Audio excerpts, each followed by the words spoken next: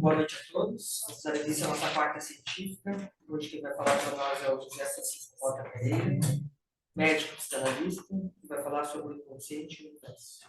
Obrigado, José. Bueno, obrigado pela apresentação. Boa noite a todos. Hoje somos um grupo de pessoas que já se conhecem, né? Tentamos trocar ideias. O que eu vou conversar com vocês hoje é um tema extremamente especulativo, né? Ou seja, é o pensar pelo pensar. Não tem resposta, não, o que é o universo, o que é o inconsciente, não é? Tenho certeza que vocês não vieram esperando respostas, mas vamos trocar ideias porque são conceitos extremamente abertos, não é?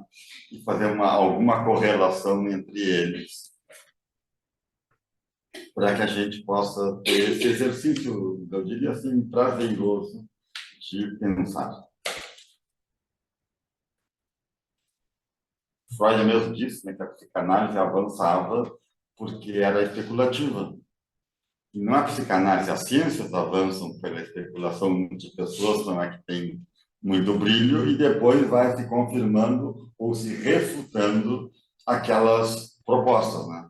Se a gente não pensa, a gente fica parado, fica repetindo, né? Então, tem algumas pessoas brilhantes que conseguem puxar o barco, não é? E não repetir, enfim, trazer algumas coisas que fazem o crescimento da humanidade, né? O universo sempre foi um questionamento adolescente meu, não é? Sempre. Essa questão não é até onde vai o universo.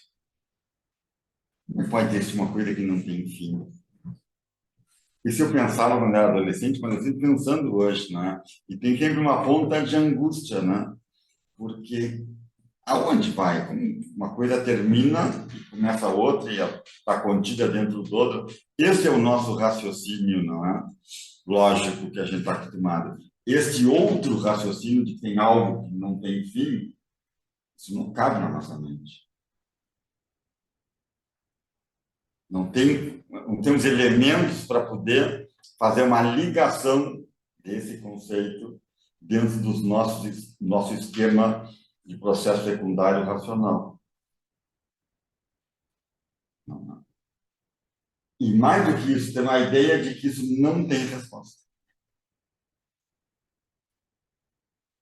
Não é que a gente vai um dia chegar na resposta, não é? Os limites do universo, né? A expansão, enfim, toda essa coisa grandiosa, com números assim estratosféricos, né? Que a gente lê, ouve e depois põe para o lado e vai fazer o que tem que fazer, né? Porque esse pensamento é angustiante. A gente não sabe onde é que a gente está. Eu sei que eu estou aqui, né, na Princesa Isabel, Pelotas, Rio Grande do Sul, Brasil. Aí chega uma hora que tudo isso fica muito reduzido, porque eu não sei onde nós estamos. É que velocidade anda esse planeta que nós estamos, né, anda a uma velocidade incrível, mas a gente não sente isso. E a galáxia, isso dizem os astrônomos que a gente lê, parece ficção, né? Ou de repente é ficção. O que é realidade? Ficção quando a gente fala de universo, né? Estou apenas repetindo o conceito que vocês devem conhecer, não tem nada de novo, né? Tem a expressão universo, é questionável, né? O que é um? O pessoal fala hoje do multiverso, né? Que existem vários universos que são paralelos, enfim, tem uma série de teorias, né? Especulativas, porque não temos uma definição clara do que seja o universo. E a gente, pensando no universo, não é? O conceito que vem rapidamente é que o universo é infinito. Infinito é aquele 8 deitado, né? A gente dá por sentado que então tá, o universo é infinito, vamos embora. O que é infinito, né? É uma expressão totalmente vazia. Uma coisa que não tem fim, não tem fim, tudo tem fim. A vida tem fim, a fala tem fim, enfim, tudo tem um fim, um começo, um ciclo, enfim, tem uma lógica. Infinito é uma coisa que Não cabe. Ela realmente cabe no universo porque não cabe na nossa compreensão lógica. Então, esse era um questionamento, assim, adolescente, mas que se manteve ao longo da vida, né?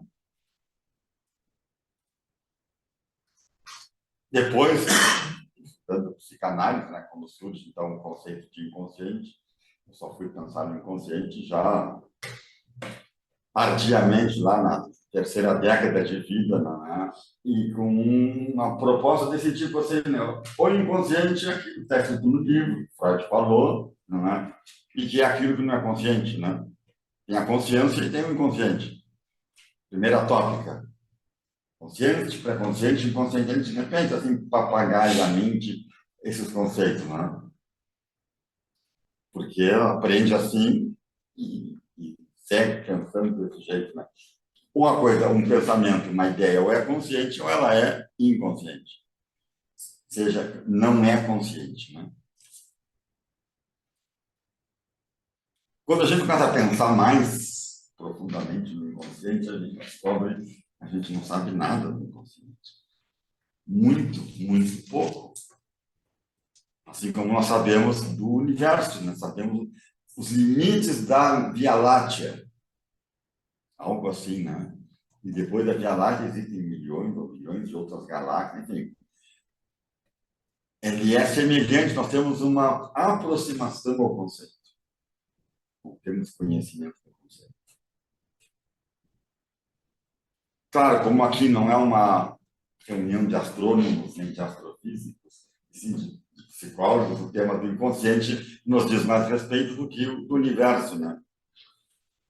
Para dizer que a gente, todos nós aqui trabalhamos com psicoterapia, trabalhamos com um conceito com o qual nós não sabemos o que é. Não sabemos. É um território muito pantanoso, esse aonde nós nos apoiamos. E a psicanálise, ela se apoia, a coluna vertebral da psicanálise é o inconsciente. Né? Sabem disso, né? A expressão inconsciente já existia, muito antes de Freud, mas foi ele quem codificou o inconsciente, nos trouxe as características, algumas, do inconsciente. Sistematizou o conhecimento do inconsciente e a abordagem do inconsciente do indivíduo dentro de uma teoria, né? Uma teoria, primeiro uma teoria de psicopatologia, né? De sintomas, foi estudar a doença, ele era um neurólogo, neurologista, depois passou a ser um psicanalista, que é o que não havia na época, né? Depois ele passa a teoria dele, a maneira de pensar, para uma teoria do desenvolvimento do homem, né? que é o ser humano e como é que ele se constitui. Ou seja, parte tudo de um vértice. Imaginem uma pirâmide invertida, né? Cujo vértice é o conceito de inconsciente. Boa noite. Se apoia nesse conceito desconhecido. Nós trabalhamos com ele, nós ganhamos dinheiro com ele, nós pagamos conta com ele, mas nós não sabemos exatamente o que nós estamos fazendo. Talvez em outras profissões as pessoas saibam mais, não é? Sejam mais seguras dos seus conceitos. Na nossa, nós não estamos muito seguros do conceito que baseia, que dá estrutura à nossa ciência. Aqui é uma conversa, vocês me interrompam, comentem, perguntem na hora que acharem melhor, tá? Não tem uma metodologia. Antes da gente falar assim, do inconsciente, eu queria falar um pouco sobre assim, a situação, falar um pouco de psicanálise, né, do trauma. Fazer uma relação entre o trauma e esses dois conceitos assim tão nebulosos. Trauma, basicamente, em psicanálise, é uma situação que desorganiza o aparelho psíquico, porque determinados estímulos que são externos ao aparelho psíquico, ainda que venham de dentro do corpo, eles são exteriores ao ego, desorganizam o ego, porque ele não tem capacidade de ligar. Ligar é criar uma representação. Lá no início da humanização, nós começamos a fazer representações, não é? Ou seja, do mundo externo no mundo interno. Isso significa o processo de humanização, né? Mais corretamente ou mais psicanaliticamente a gente chama de dimensão do simbólico. Quando começa a se criar símbolos que podem ser manejados na mente, em vez de manejar os objetos, se ganha em velocidade, em capacidade de organização. Isso é o pensamento, né? Pensamento simbólico. Então, o germe da humanização lá de um derivado de uma família de macacos, não é? Tomou outro rumo. Faz essa ligação, não é? Entre um estímulo e uma representação. Isso que se dá lá nos primórdios da humanidade se dá com todas as criancinhas que nascem com um aparelho mental muito rudimentar, né? O ser humano nasce todo ele rudimentar, né? Só sabe chorar e mamar. Ele não caminha, ele não se senta, ele não faz nada. Não existe, né, outro bichinho que seja tão dependente e por tanto tempo como o ser humano. Psicicamente também, nasce com um aparelho mental muito rudimentar. Então, todos os estímulos são potencialmente traumáticos. Por isso somos neuróticos. Não temos outra alternativa.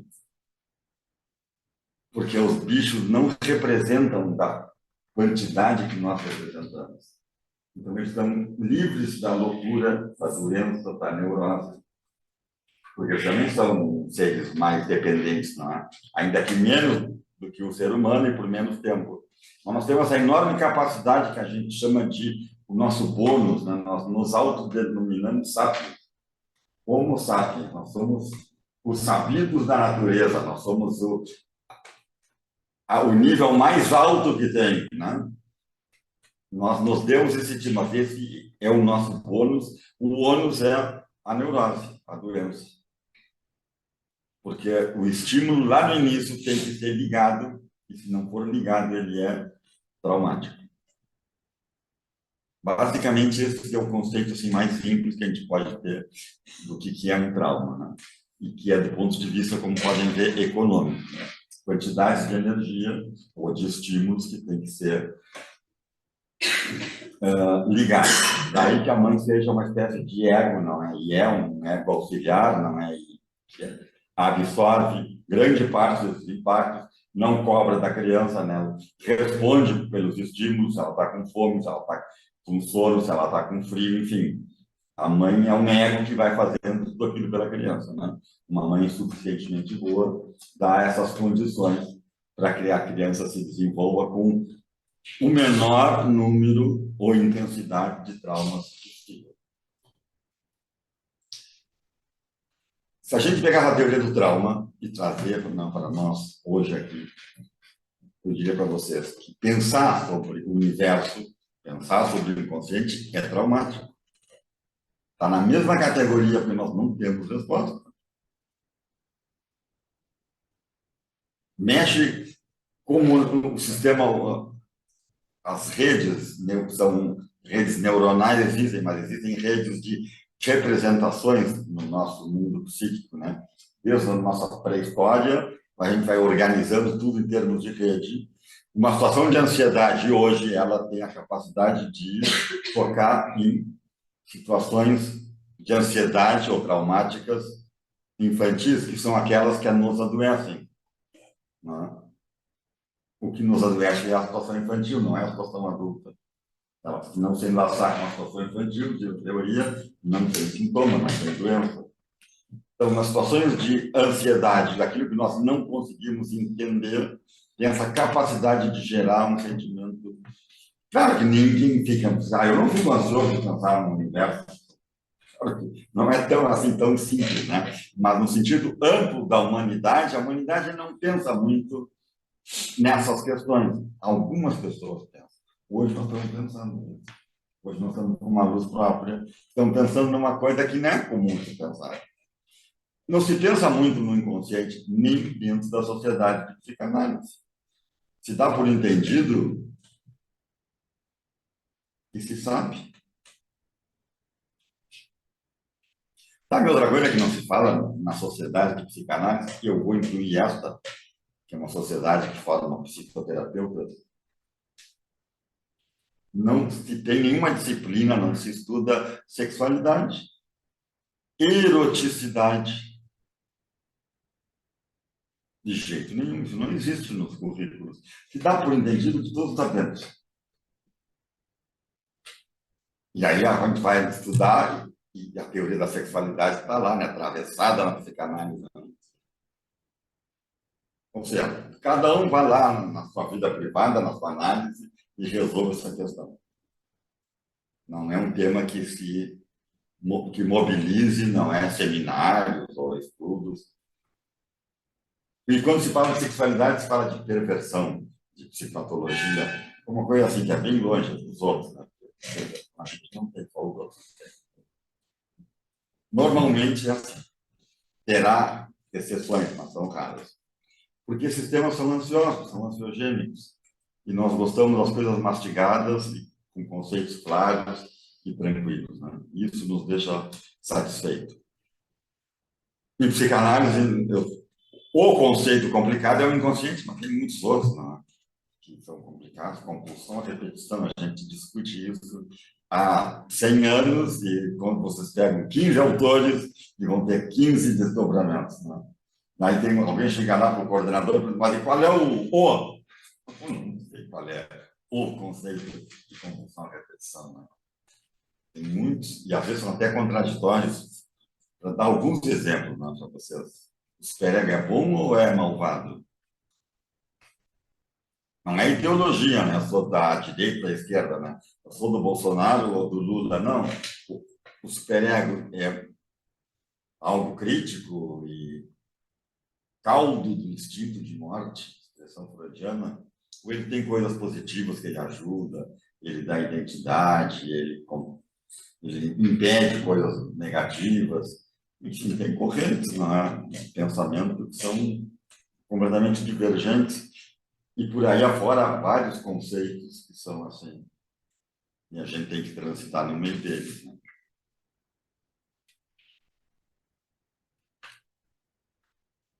E o complicado disso é que a psicanálise trouxe, né? Chamaram de ferida narcísica, que Freud traz, é que nós somos humanos porque nós temos um defeito. Nós somos um ser defeituoso. Nós somos um ser assim, menos defeituoso, nós estávamos pulando de galho em galho, pendurado no cipó. O defeito é não ter ligação, é ter conflito, é ter trauma, é dar margem ao pensamento, é ficar questionando, ficar especulando, buscando uma resposta, seja positiva ou negativa. Pode ser um exercício gratificante, de certa maneira, ou pode ser um exercício sofrido. Em psicanálise, na abordagem psicanalítica, ser humano é ser defeituoso, é ser um ser do conflito.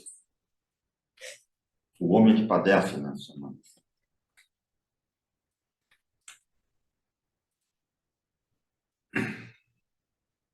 E graças a Deus.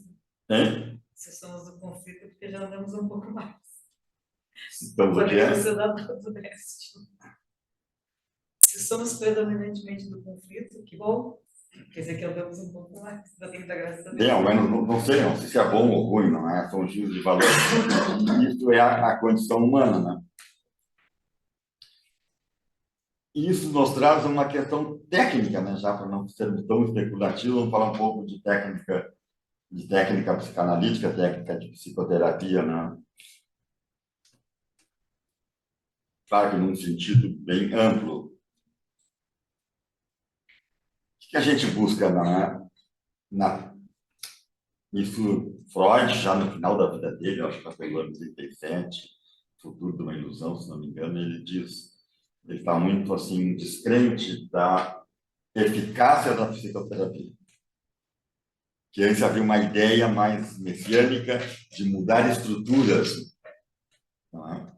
O indivíduo, investigando o seu inconsciente, era capaz de provocar mudanças estruturais.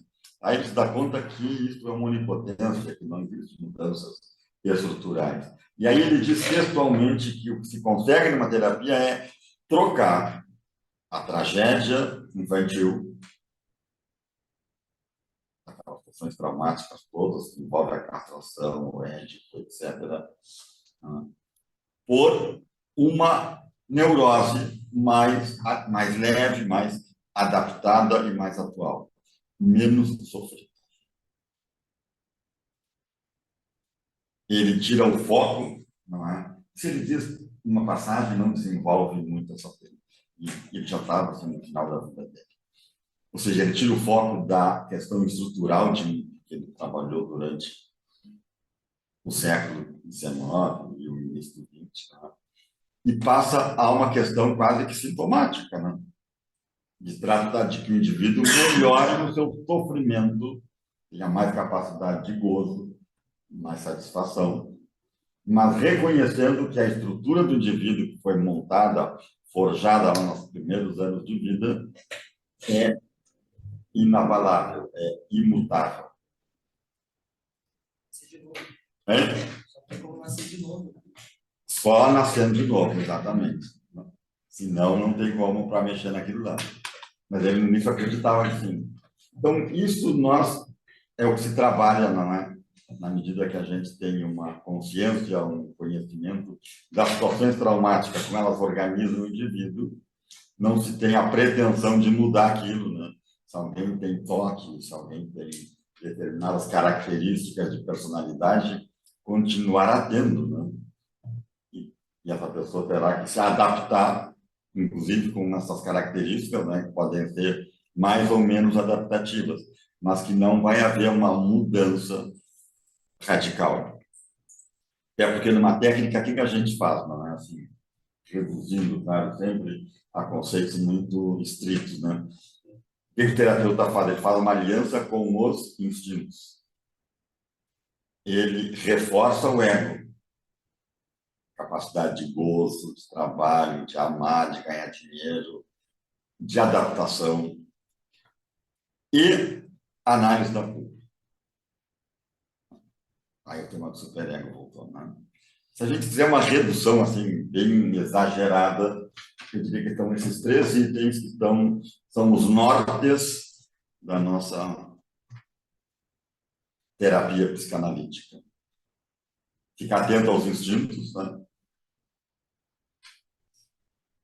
Fazer uma análise do ego através da transferência, né? Aquela identificação, a repetição da transferência da história do indivíduo, é como se ele pudesse reviver determinadas situações e refazer ou completar determinados experimentos, experiências, vivências que não foi possível na companhia dos pais e agora pode ser na companhia do terapeuta.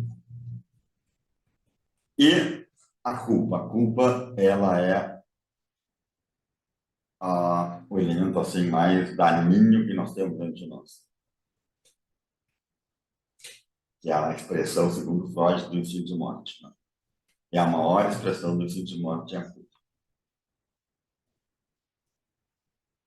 Na nossa cultura judaico-cristã, nós temos na Bíblia um, um manual, eu diria, não é, de compreensão do superego, né? Lá está o pecado original, enfim, mas várias situações, né, que dizem como nós somos defeituosos, como nós somos incestuosos, como nós somos pedófilos, como nós somos fratricidas, né? Caim matou Abel, Deus gostava do... Enfim, ali tá um cadinho, não é, de vivências, de mitos da nossa cultura judaico-cristã, que é muito representativo e atual do que a gente entende, né, em psicanálise sobre o ser humano. E tem permanentemente a culpa, né? Ela está sempre circulando em maior ou menor medida. A aliança com os instintos,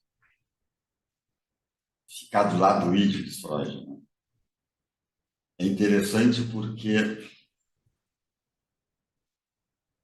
grande parte, não é a maior parte da doença e sofrimento humano vem da repressão, que é a organizadora do aparelho psíquico, mas cria o tal de mal-estar na cultura. A gente tem que renunciar às gratificações para poder viver em sociedade. Ninguém nos perguntou se a gente prefere ter da natureza ou da cultura, né? É algo que a gente não diz, a letra é com sangue entra. Uma expressão assim dramática que eles usam. Ou seja, a educação é uma forma de enquadramento, né? Se a gente não educa um ser humano, ele se transforma num bicho. Se a gente não fala para ele, ele não se transforma em ser humano. Hoje eu ouvi no WhatsApp, num grupo, uma mãe dizendo que estava treinando o seu filho de 2 anos. Eu respondi, ele é um pet? Treinar uma criança é algo, mas ela cuidar não é. Pensa bem, não é? Cara, 2 a 3 anos, não é? Esfíncter, aquela coisa toda, né? De repente passa de um lado para o outro, né? Educação e treino. Cuidado, né? De repente são coisas diferentes, né? Mas, tirando a brincadeira, educação é isso, né? É enquadrar alguém. E se essa pessoa não é enquadrada, ela fica o quê? Um ser que não... esquizofrênico. Não é um ser humano, não sei dizer o que seria, né? Tem que ser enquadrado. Não temos outra alternativa, então é uma questão de bom senso, não é? Ou de fazer isso, né? Mais adequada possível, enfim, não é? Na terapia, o que se fala, não é assim, os conceitos, falando de conceitos bem amplos, assim, não é? E bem conhecidos, é retirar as resistências, né? Tirando a resistência do indivíduo, surge mais natural do que ele é, ou mais natural que ele pode ser. A gente não dá nada, né? Nós, como terapeuta, não damos nada para o paciente. O que a gente faz é retirar aquilo que bloqueia o desenvolvimento. Isso é bonito de dizer, não é? Fazer já não é tão fácil assim.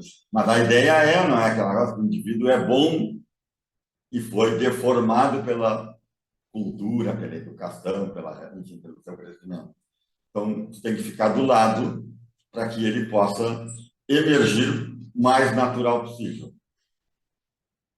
Isso repete aquilo que é a humanização, não é? Que a gente, em algum momento, teve que renunciar a uma série de situações para poder viver em família e em sociedade. Renunciar, enfim, toda aquela questão do incesto, né, basicamente, né? As questões sexuais sempre são as que mais predominam para enquadrar o indivíduo dentro de um modus vivendi que permita viver em sociedade.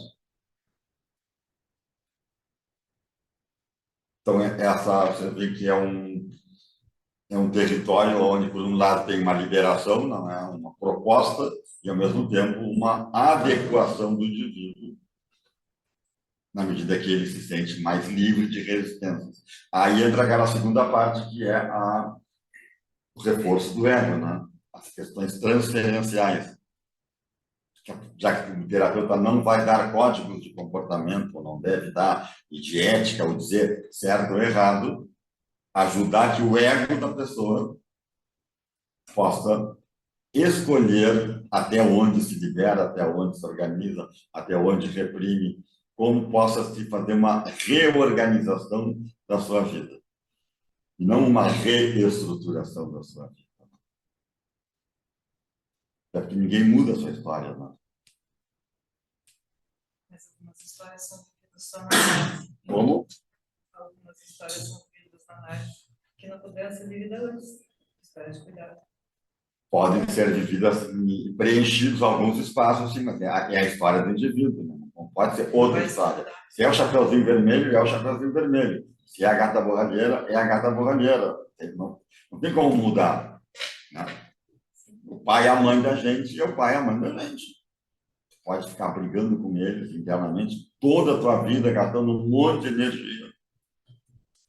Ou, sei lá, em algum momento tu conseguir ter um pouco de paz nesses conflitos. Menos demoníacos, né, da gente. Exatamente. Perguntar se o negócio do superego, né? O Freud não estabelecia a diferença entre o superego e o ideal do ego. Uhum. E o ideal do ego seria sucessor do ego ideal ou também herdeiro do complexo de Édipo, como é o superego? Como representa a lei, outros ideais, como o superego organizador. São conceitos, acho que a gente transita nele, já tem que trabalhar com ele, né, atendendo a tua ideologia, né, de ideal do ego, de superego, de ego ideal. Ego ideal é aquele ego que permite, né, o surgimento dos instintos, né, a gratificação, até que ponto isso é possível, né? Se eu gosto do carro do vizinho, não posso pegar, não é porque ele me gratifica, não, porque eu não tenho vontade, né? Eu tenho vontade, eu tenho inveja, eu tenho raiva, mas eu não exteriorizo isso, né? O que eu faço com esses sentimentos? Enfim. Freud já tinha proposto, já tinha dito, né, que o tratamento é que usou a metáfora da cebola, né, que vai em camadas, da superfície ao fundo, ao miolo. Bem, é isso aí que nós estamos falando, né? A gente vai trabalhar com a superfície, ou seja, com os sintomas, com os sofrimentos do indivíduo, naquele momento, com a queixa que o indivíduo traz, aquela é a porta de entrada, né? Onde a gente vai chegar, bem, aí depende, não é? Da capacidade da dupla, da frequência, do tempo que eles vão ficar juntos, enfim, né? É interminável esse processo. Em algum momento se encerra ou se interrompe, não? Porque ninguém vai ficar toda a vida se tratando. Mas a ideia é essa, né? Que a gente vá nessa direção, mas sem a pretensão de chegar nos limites do universo. Mas segue explorando, né? O Hubble, tá o James Webb aí, né? Investigando um monte de coisa, né? Trazendo um monte de informações. Certamente outros haverá na tecnologia. A direção é essa, não é? No limite.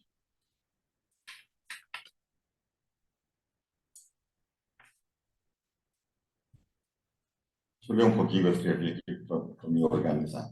O que faz a mente humana frente à dor do enfrentamento a essas questões fundamentais e constitutivas do ser humano?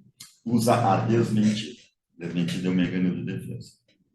Mecanismo de defesa que tem uma parte consciente, de reconhecimento. Todos sabemos o que é o universo e o inconsciente, mas não sabemos o que é o universo e o inconsciente. Então, tem uma parte que a gente sabe e a outra parte a gente deixa de lado e vai fazer outra coisa.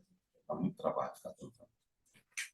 E uma parte inconsciente que é a negação. Então, eu acho que a desmentida é um mecanismo que está generalizado, principalmente ligado a esses conceitos que são básicos e, ao mesmo tempo, dispensáveis. A imensa maioria da humanidade passa a vida inteira sem se importar com essas questões, e passa muito bem, dando vivas ao mecanismo de defesa que os protegem da dúvida e os mantém na ignorância. Mas assim a humanidade não cresce, fica apenas se repetindo.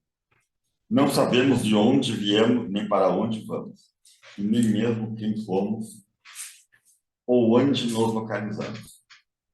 Na ausência de respostas e para mitigar a ansiedade, o pensamento mágico se instala sobre a razão, e as religiões podem ser um bom exemplo disso. Uma vez um padre católico me disse algo que a mim me impressionou muito, que era aquela discussão, né, das provas de Deus, né?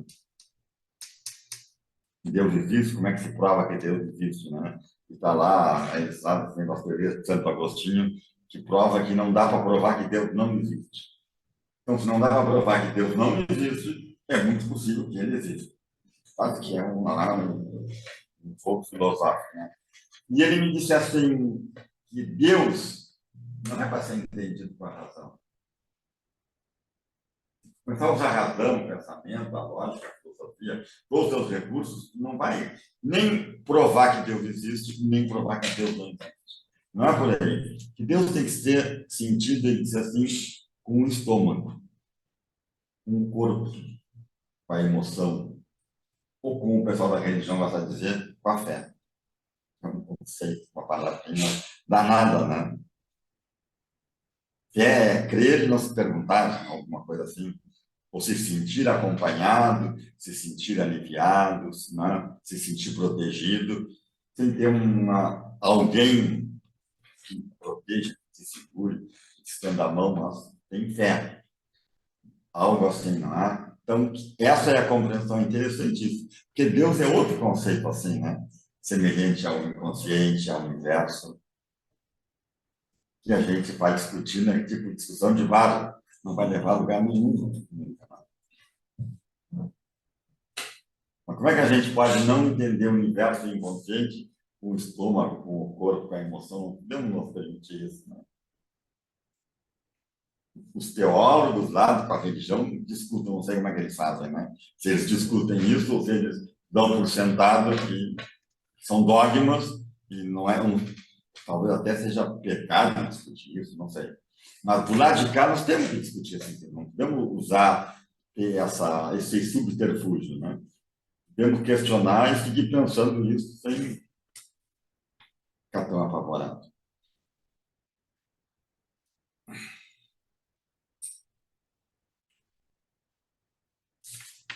E agora, para a gente não cansar vocês, vamos falar um pouco do inconsciente, que é o tema que mais nos interessa.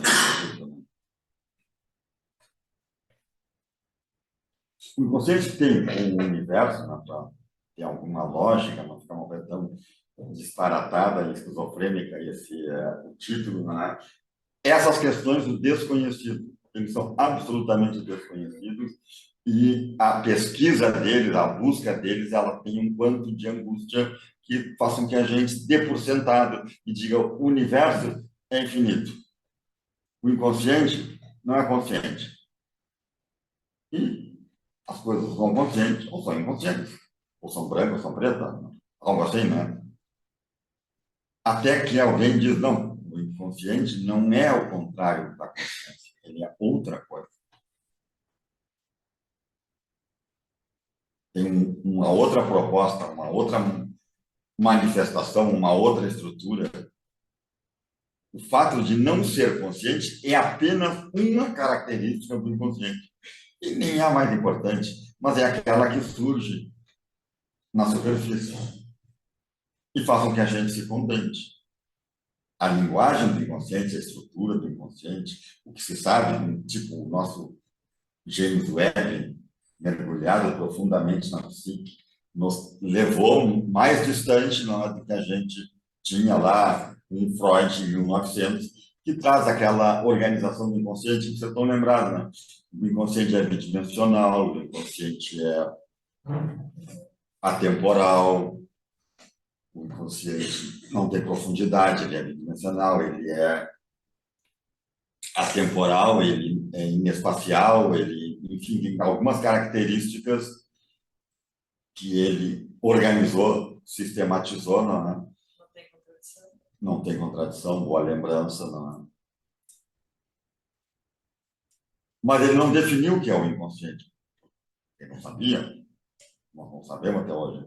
Ele falou de expressões que ele trouxe, a partir do lado do estudo das histerias, né? Que ele detectou que havia uma outra forma da psique atuar, que era o inconsciente. E aquilo ficou, a gente repetiu isso e repete até hoje, né? Há poucas décadas atrás, eu diria, surgiu um estudo, não na psicanálise, mas na neurolinguística e nas neuropsicologias, sobre a consciência. E pelo que eu sei até hoje, do que eu tenho lido e visto, se sabe muito pouco que fenômeno é esse da consciência. O que é a consciência exatamente? Que processo é o da consciência? Isso aí complicou mais ainda, porque se não sabemos o que é consciência, menos ainda o que é a inconsciência, né? Aquilo que não é consciente.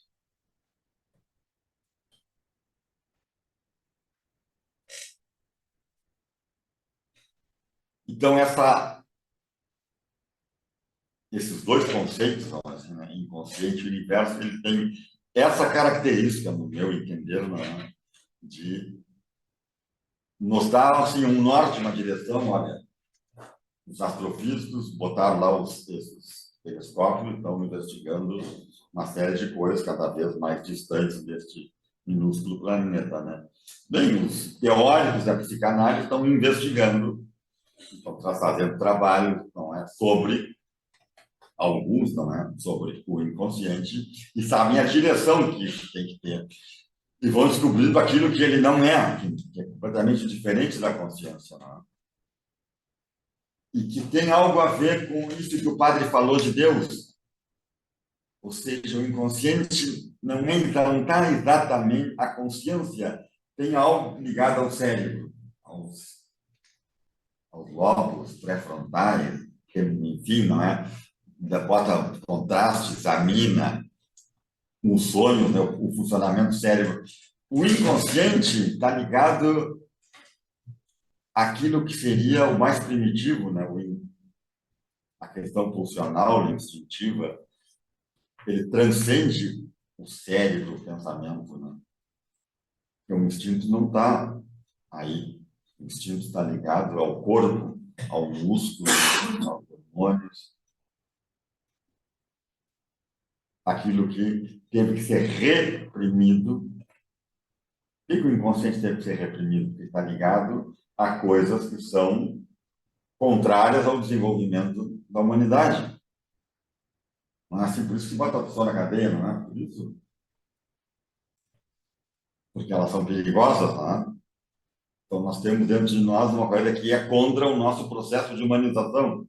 A isso que nós chamamos de inconsciente. E foi reprimido lá, primitivamente, aquelas funções mais básicas, muito antes que existisse uma estrutura psíquica organizada. Então, se a consciência está muito ligada à função do cérebro, pareceria que sim, né? É uma nobre função que foi se desenvolvendo ao longo do crescimento, né, da humanidade. O inconsciente é algo que está mais ligado à natureza, ao instinto, ao corpo, e que teve que ser varrido da superfície. Porque ele tem uma forma de funcionar que é perigosa. Para entender isso, tem que ser, não pode aparecer, ser contra a nossa vida humana, contra a sociedade, contra a cultura, né? E, ao mesmo tempo, a gente trabalha com o inconsciente, trabalha com as pulsões, né? Fica do lado do ídio. O ídio é o território das pulsões da psicanálise clássica, né? E o terapeuta fica aliado ao ídio, brigando com o superego, e, ao mesmo tempo, está mexendo num vespeiro enorme, né? Claro que isso aí é uma coisa que vai lá aos primórdios da humanidade, né? Ninguém vai chegar nesse inconsciente propriamente dito, né? Que está lá, PPT dito, o inconsciente básico, né? Da onde surge depois o aparelho psíquico todo, né? Mas cujo seu núcleo é absolutamente não comunicável, né? Acho que é o Winnicott que dizia isso, né? Ou não, Winnicott. O mais original de nós, o mais característico de nós é absolutamente incomunicável. Essa é uma expressão que, para mim, é enigmática, porque ele não desenvolve isso. Os últimos artigos do Winnicott.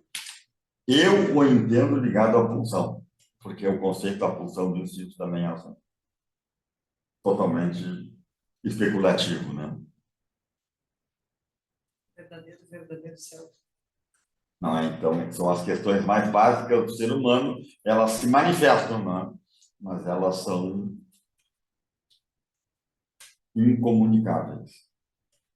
E o inconsciente tem uma forma, não, assim, até onde se estudou, só curiosidade, não é? Isso que falasse da não contradição, né?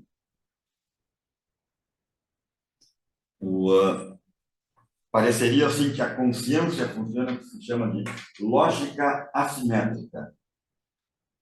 Ou é branco ou é preto, ou é homem ou é mulher, ou é baixo ou é alto, com todas as gradações que tem, sempre na comparação com outra situação. Sempre algo tem que ser comparado com algo pré-existente para que possa ser entendido, e assim se desenvolve o pensamento. A consciência funciona com essa lógica, se chama lógica assimétrica. Pareceria que o inconsciente funciona com uma lógica que é o contrário disso. Chama-se lógica simétrica. Foi isso que tu falaste, não tem contradição. Não é?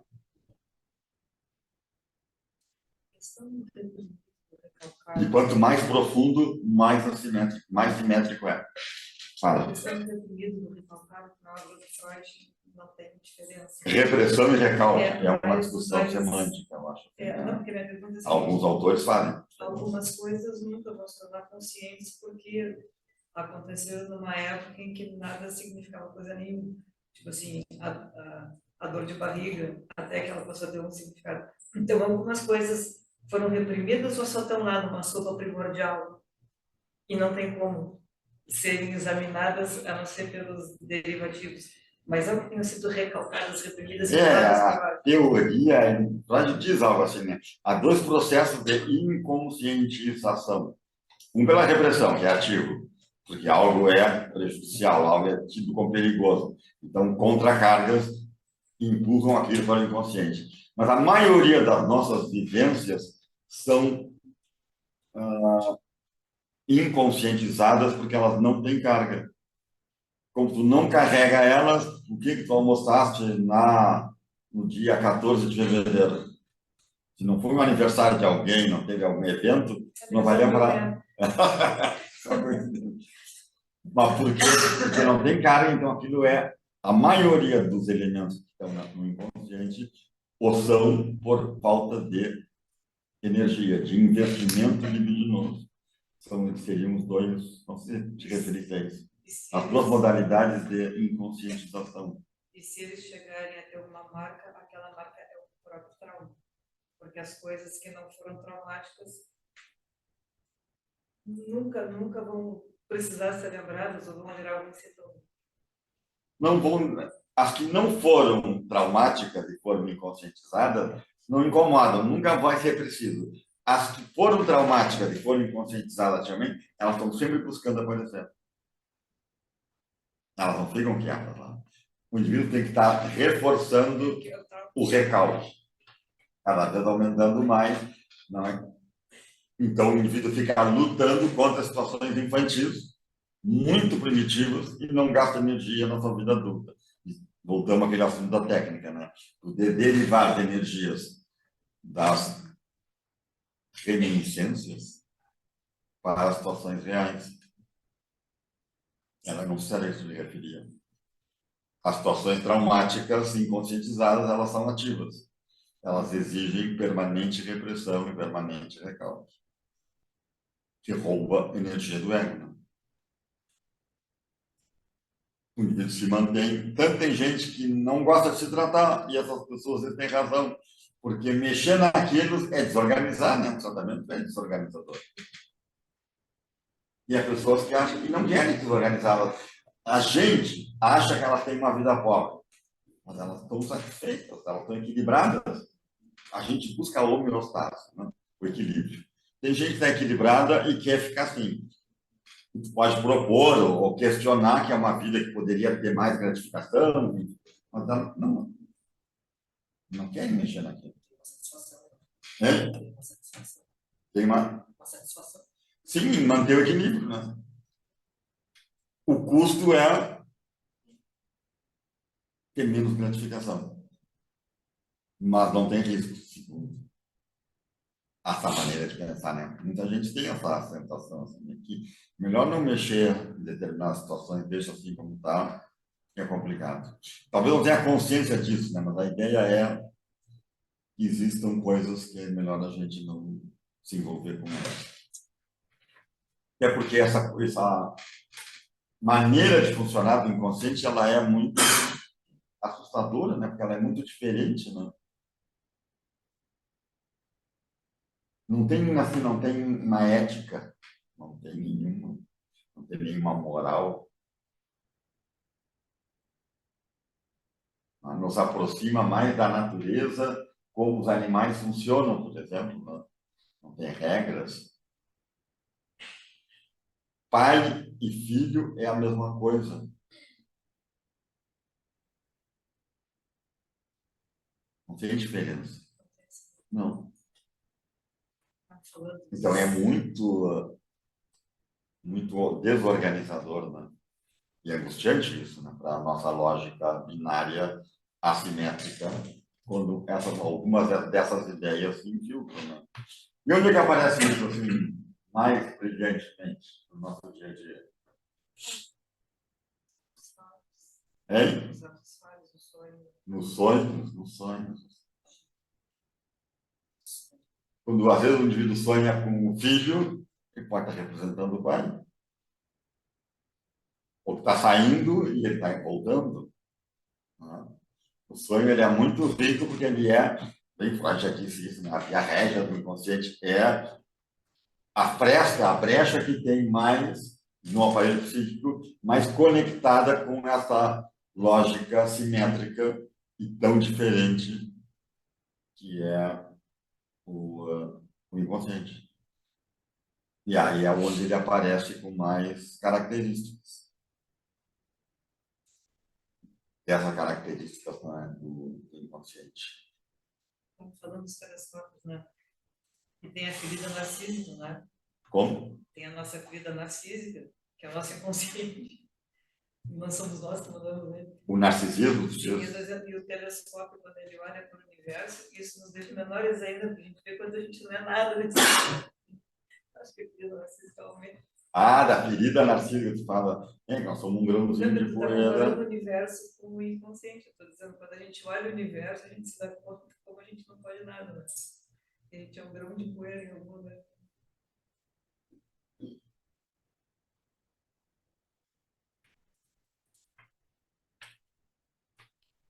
Tem que ter um Deus mesmo, né? Organizado. Eu não sei, tem que ter alguma coisa que dê a certeza, que dê alguma confiança, né? O Deus, ou a reencarnação, ou coisas, enfim, né? da ordem do pensamento mágico e de alguns mecanismos, né? Que o indivíduo lança a mão para lidar basicamente com a angústia. A angústia do não saber, a angústia do não estar ligado. Se não tem representação, as cargas parecem que ficam atuando dentro da mente, atacando a mente. Aí tu dá uma resposta. Não, isso aí, como davam os antigos, para o raio, né, para o terremoto, tudo tinha uma explicação, uma certa lógica, né? E o que não tinha lógica era tido como algo muito assustador, muito angustiante. A intenção que eu para vocês, que era apenas um exercício de pensar especulativo, é ver a relação, né, de algumas características do universo quanto à nossa especulação, nossa capacidade, né, consciente, processo secundário, organizada de pensar, que é ciência, né? Os astrofísicos, eles, a maioria são cientistas, ainda que exista uma especulação interessante, né, de que o universo é um sonho. Tem alguém sonhando a nossa vida, porque isso que nós estamos vivendo no universo não existe. É tão inconsistente o conceito de universo quanto o de inconsciente. Então, nós somos fruto do sonho de alguém. A probabilidade, tem um experimento que eu não falo assim, né? Mas que a probabilidade de a gente estar vivendo numa simulação é muito maior do que a probabilidade de que a gente esteja numa vida real. Claro, isso para quem paranoico desencadeia o sintoma. Não sei se em termos de probabilidade, mas a ideia é essa. Pelo cálculo em si, né? Mas, claro. Por isso que vai a fundo, essa nossa realidade sensível, científica, ela é tão vaga e tão Acho que entra no dilema do... quanto ao inconsciente. Como? que o padre te trouxe. Não tem como não provar que não sou eu. Exatamente. A nossa capacidade lógica e assimétrica não consegue explicar, não é? Esses conceitos, né? Tanto do universo como do inconsciente. E bem, mas nós temos que sair daqui hoje, vamos lá ver o jornal, ou a comer, e não vamos pensar mais nisso, porque não deu. A cota de incerteza já concedeu aqui, a gente vai viver a vida, porque senão a gente paralisa. É um processo de negação, né? A negação é uma das partes da definitiva. Para, com esses... Uma vez em quando a gente dá uma brecha e se reúne, conversa um pouco. Criar um pouco de luz, né, sobre isso aí. Mas a desmentida seria mais um mecanismo mais primitivo, mais psicótico, digamos assim, que a negação neurótica. Tipo assim, quando um perverso olha uma menina, uma criança, não, é uma mulherzinha. Isso não é uma negação neurótica, né? mas não é psicótico, não. Ao contrário. Está mais longe, ele sabe que é uma menininha, só que ele tem tesão. Sim. E como é que o adulto vai ter tesão por uma menininha? Isso aí. Os bebês, né, tem de tudo, cadáver, enfim, uma série de coisas, né? A pulsão humana, ela é extremamente lábil, né? Mas esse é o elemento da desmentida, tem uma parte que reconhece a realidade, sim. Sim, mas não está dentro dos mecanismos neuróticos. É considerado um mecanismo neurótico? É um mecanismo que está muito... É um mecanismo neurótico, sim. Mas também é um mecanismo da perversão. Não há nada no outro que não haja em mim grau diferente. Hein? Não tem nada no outro que não tem mim, terapeuta, no caso Freud, dizendo, né? Só que em grau diferente. Em graus diferentes e acomodados de forma diferente. Esses mecanismos todos, nós transitamos por ele, né? Inclusive os mecanismos psicóticos, né? Estão ligados mais à questão do inconsciente, né? E a parte mais rica da nossa psique é a inconsciente, né? Eu digo que fica pobre quando a gente se assusta muito e bloqueia muito e fica muito normal, vamos dizer, muito equilibrado. Né? Nada contra as pessoas equilibradas, né? Elas têm um prazer em ser equilibradas, né? Organizadas, sabendo onde estão as coisas. A gente pode achar que é uma vida pobre, mas a gente acha externamente, né? Porque o desequilíbrio é a proximidade com essas questões que estou trazendo para vocês aqui. E isso é o mais rico que a gente tem, mais criativo. É o contato com o inconsciente. A consciência é uma superfície, né? Tem lá para baixo 2.000 metros, 5.000 metros, né?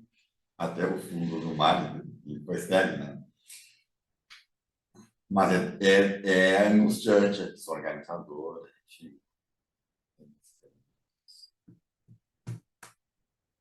Aonde o humano e a psicopatologia andam juntos, né?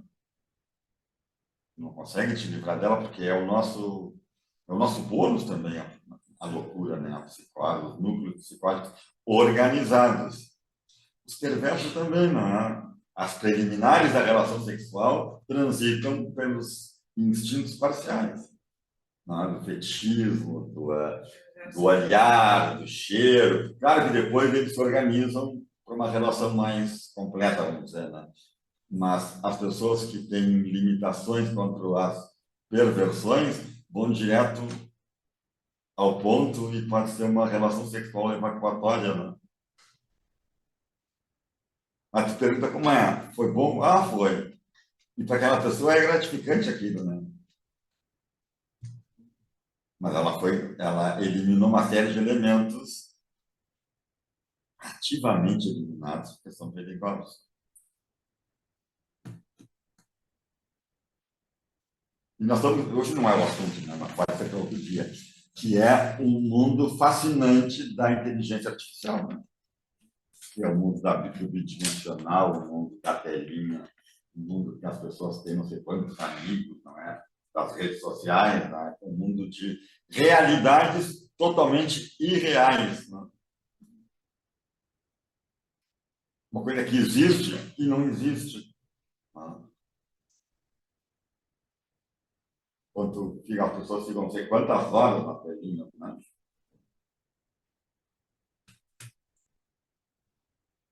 A telinha não existe, né? Ela é uma superfície fria, plana e bidimensional, como o inconsciente, né? Esse editor. E o risco da inteligência artificial, hoje se fala cada vez mais nisso. Né? O que é a tal da inteligência artificial? Para onde está indo a humanidade? Outro dia a gente fala sobre isso. É isso aí, gente. Eu tinha algumas ideias para conversar com vocês, como se para vocês não terem nenhuma resposta. Não é? Apenas para que a gente possa conviver com essa desordem, com esse não saber, sem se angustiar, seguir estudando, seguir trabalhando. Né? Talvez diminuir um pouco a onipotência, né? Ter mais humildade, ler mais, estudar mais, né? Principalmente sobre temas que nos dizem respeito, como esse, por exemplo, já que a gente lutou sobre psique aqui, né? Sobre o inconsciente, que é a base, né, da psicanálise, de todas as psicologias. Não existe psicologia que não leve em conta o inconsciente hoje, né? Que eu saiba. Com diferentes abordagens, mas o conceito de inconsciente veio para ficar, né? E ele tem 120 anos que ele foi sistematizado por Freud, né? 1900. É pouco tempo, né? Se desenvolveu bastante, mas certamente ainda tem muita coisa para se trabalhar sobre um conceito teórico, extremamente teórico, especulativo, mas que está impregnando a nossa vida, né? Nosso dia a dia, nosso comportamento. Se a gente vê no consultório, na nossa vida, né? A gente vê como as manifestações do inconsciente, os atos falhos, os sintomas, a neurose, a loucura das guerras, por exemplo. Né? A gente hoje tem riscos de guerra, assim, a gente não pensa muito nisso, né? Não adianta pensar. Oi, estás me ouvindo? Não sei se não adianta, né? Talvez adiante pensar em termos assim de um grupo, né? Fazer uma pressão, o mundo, né? A ONU, coisas desse tipo, né? Não sei, né? Tem pessoas que são mais.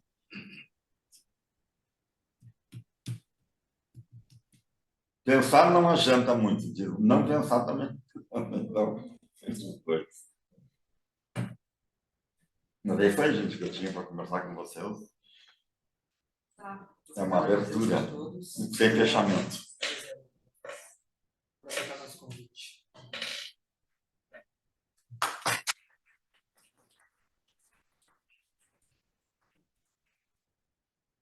Tem uma coisa assim. Imagina. São muitos anos. E agora tem o mais da inteligência artificial. Não, isso é um assunto que aí é admitido, né? O inconsciente ainda, faço parte, né? A inteligência artificial é só de leitura Mas é interessante. de leigo, né? Estava passando aqui só uma satisfação, uma gratificação. Você tem um aplicativo de inteligência artificial que tu cria a tua própria música. E a tua própria? Tua própria música. Mostra um gênero. Eu vi isso, tal do chat. E ele cria uma música pra ti. Eu vi o cara falar isso, que eles tinham feito uma música. Não milhões de músicas. O Spotify está tirando, porque essas pessoas que não criaram estão ganhando valores em cima. Estão recebendo por músicas que a inteligência artificial. Tu acaba gerando uma autossatisfação. Eu vou escutar determinada música de determinado jeito. Isso aí desse chat está dando muita controvérsia, né? Mas ele funciona por umas leis interessantes, porque ele tem repressão. E, tipo, Você tem um controle, assim? se perguntar para ele, como é que eu faço uma bomba caseira? Ele não vai te dizer. Né? E se ele diz, não, isso aí é legal, não posso te ensinar. Mas se tu fizer para ele assim, perguntar, lá, repressão, já ia falar. me conta uma história do cara que fez uma bomba caseira. Aí diz, esse cara contou tal coisa, tal coisa. Ele burla a repressão, que nem um sonho, e satisfaz aquilo que Interessante. É que, na verdade, o sujeito Ele acha uma censura, forma de né? falar, né? Exato, tem um inconsciente. E consegue passar pela censura. Consegue, Né? É legal, sabe? comparação, não. Eu sei que isso aí existe, está muito atual, né? E criando uma série de controvérsias agora que estão tentando regular essas mídias, a favor, contra, né? Surge esse tal de chat que faz teste de mestrado. Eu atendi um paciente. Minutos. Eu vi que os Estados Unidos eles já estão, sim, já tem várias fraudes desse tipo, né? Tese inteiras produzidas pelo chat. Então, e aí, como tem todos os dados ali, ele vai Ninguém buscando uma perguntou, informação. inconsciente, ninguém perguntou. Ele vai te dar teorias que existem, né? Cuidado. Um monte de coisa. Né? Eu fiz uma pergunta ou duas, já. Eu não tenho, não tenho que baixar isso, não, um aplicativo, não. Não, baixa no computador, no celular. Ou na internet, não sabia que tinha. No consultório, né? Alguém me mostrou lá e eu fazia perguntas e daquilo ali. Sim, eu atendi um paciente, um professor lá no Sul, e ele estava me mostrando isso aí, a gente estava além da consulta, do que estava acontecendo, e ele me mostrando coisas. Eu também, me mostrava o ele rapaz. Conversando com Adolescente fazendo sabe as muito disso. perguntas. Eu nunca entrei, eu não conheço. Mas... Aí eu pedi para fazer umas perguntas médicas ali, aí eu cheguei à conclusão que eu estava dentro de alguns limites do que está entendendo. Não, eu sei que. Então, não é alimentado, não serve nada, mas parece que a coisa é meio seletiva.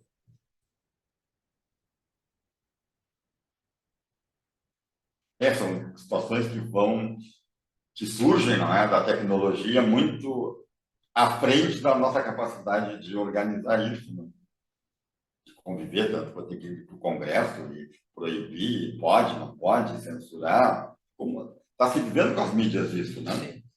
Isso aí é mais um avanço ainda, né? A gente vai ter que achar uma forma de lidar. De A gente lidar está com. vivendo a experiência. Mas vamos assim, também. Quando inventaram a telemedicina, a gente pode atender o paciente sem examinar. Qualquer dia tu bota o sintoma e está ali a tua receita. Médico. Ué, não tem a telemedicina, não? Dispensação.